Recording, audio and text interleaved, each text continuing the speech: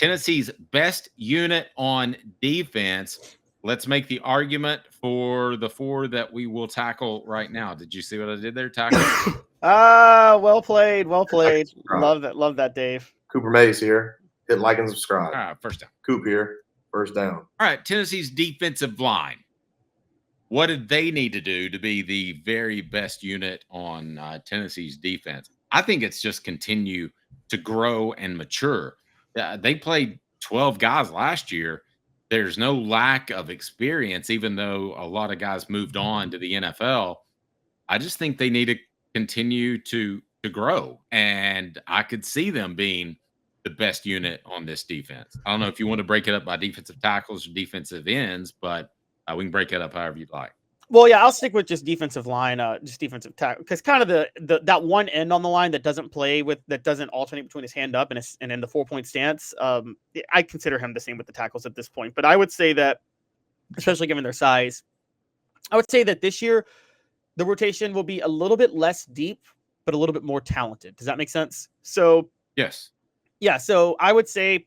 I can't say more talented though without James Pierce as part of the crew. I will separate that. That's edge rushers. We'll go to edge rushers in a second. Okay. Yeah. So we're essentially breaking this down like a 3-3-4, or how are we doing this? Basically a 3-3-5. A 3-2-1-5. We'll do defensive line, edge rushers, linebackers, secondary.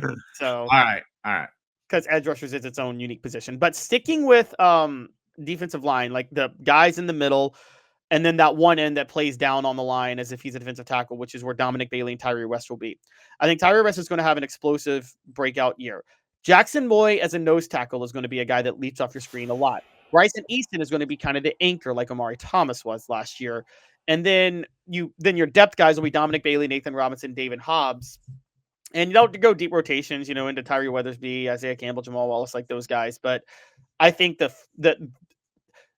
while you will go 7 to 8 deep on the defensive line this year, you'll see Jackson Moy and Tyree West do more than you saw any of the defensive line do individually for Tennessee last year.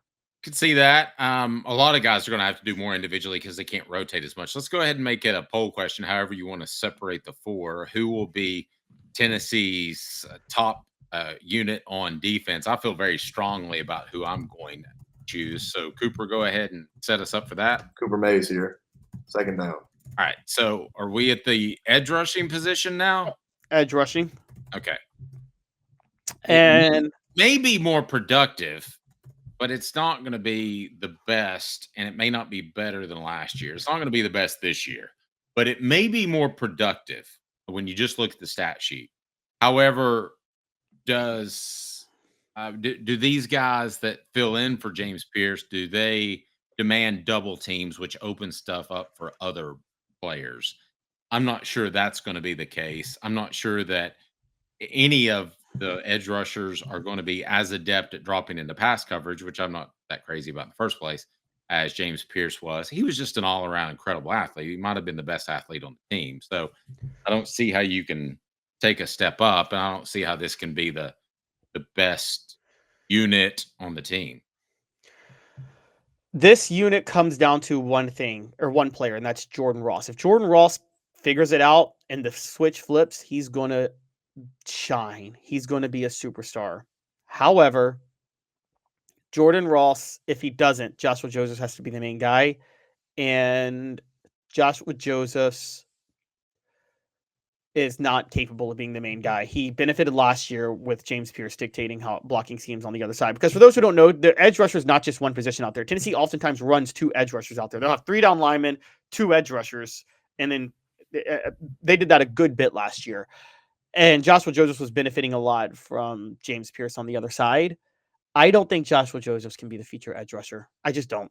I don't think so either. I don't think he's quick enough. I don't think he's fast, twitchy enough. So I don't either. I'm with you on that one. I think he is the perfect complement. I think if he's always got somebody to play opposite of, then he's going to be just fine. Derek has this to say.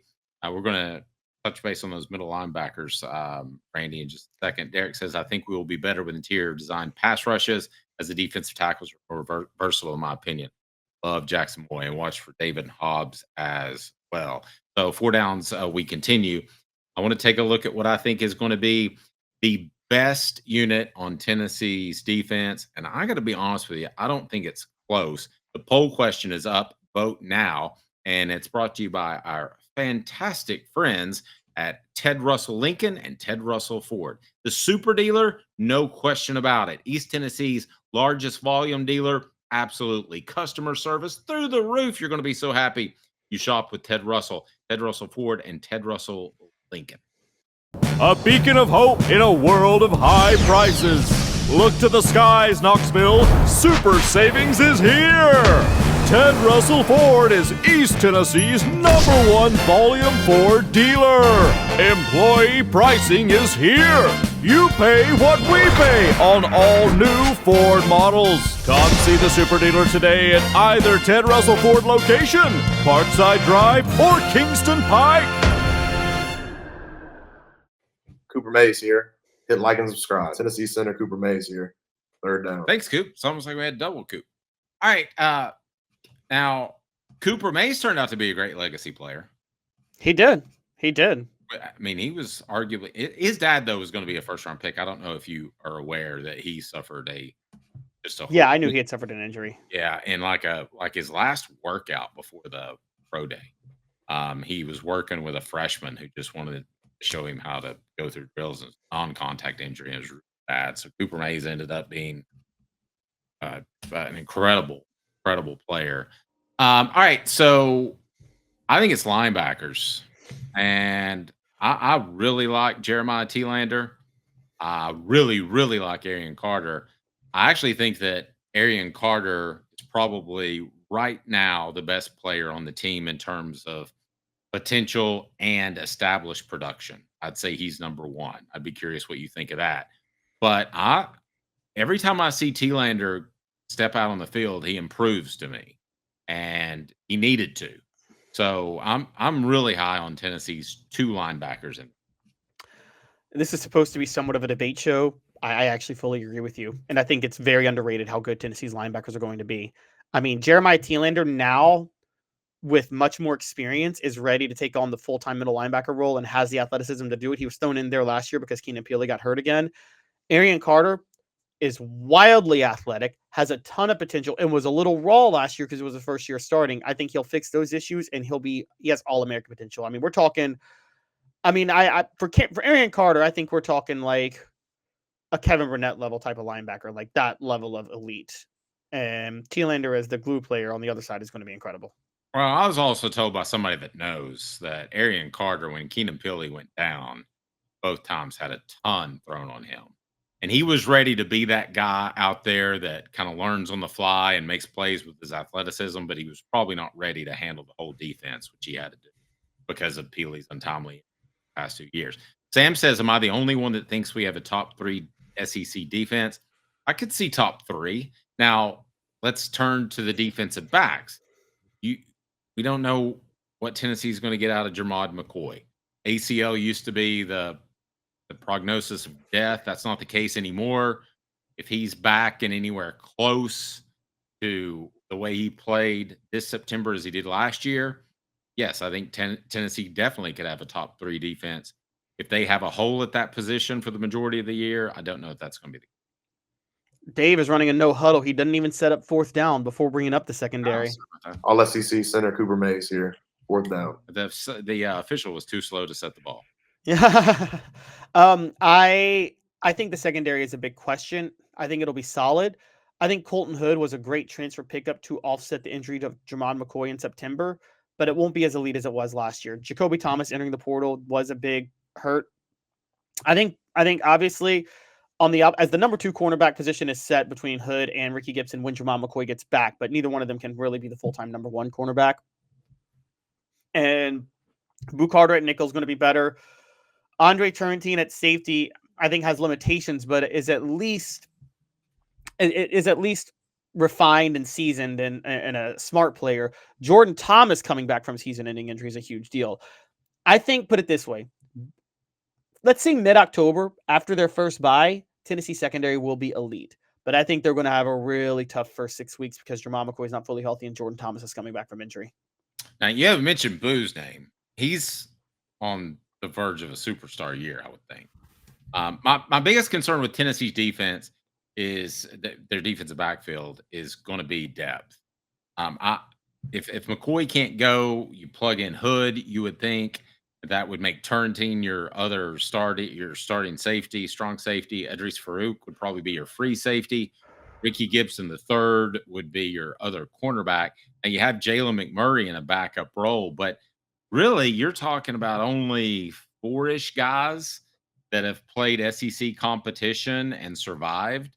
So we'll see what Colton Hood can do, but I think depth is probably the primary concern.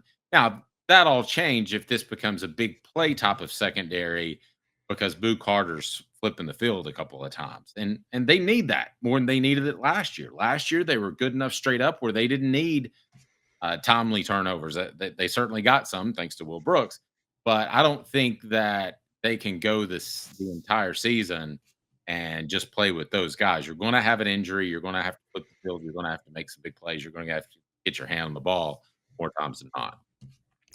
Depth and specifically at safety.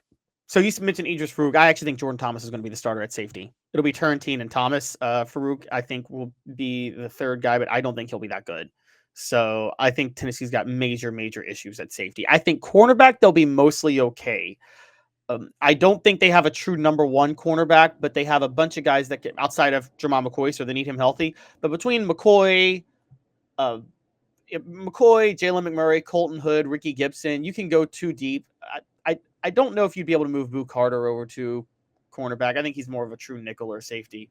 But I do think that with those, I know a lot of people are excited about Colton Hood coming from Colorado. He was supposed to be the next Travis Hunter there. But guys, I'm sorry. I don't have enough evidence to believe he can be a number one cornerback in the SEC. Maybe at Colorado, not in the SEC. I'll tell you this. If Tennessee gets in a pickle, and they don't want to have to do that, Boo Carter reminds me as a physical player, not his mentality, but as a physical player of Eric Berry, which means to me he could play pretty much any position in the deep backfield. Would he be an elite corner? No, but I think he'd be a very good corner. That's how high I am on him as a defender, which is why you and I differ. I wouldn't use him on offense. I wouldn't waste my time there, but I understand he's a playmaker, and that's why you want to do it. Yeah, no, I totally agree. And also I think they see too much value in putting Boo Carter at nickel or safety too at the same time. Yep. Dylan says maybe a hot take, but I think Colton Hood fills in perfectly for McCoy's absence. Sam says the Jermod McCoy injury doesn't matter at all. They have Colton Hood to fill in for him until he's 100%. And then best case scenarios, McCoy's healthy, and you got two really solid quarterbacks if Hood can hold up to SEC competition. Now, Sam brings up a good concern. It's something I said that I probably just need to strike from my lexicon from now on. Sam says depth is a concern for every team. Just have to be lucky with injuries. That's just about the truth with the transfer portal, isn't it? It is. It's totally the truth. Totally agree with that. Absolutely. I mean, there are only so many able-bodied souls that can play college football at a high level. And not every team's going to have 24 of them. Yeah, I agree.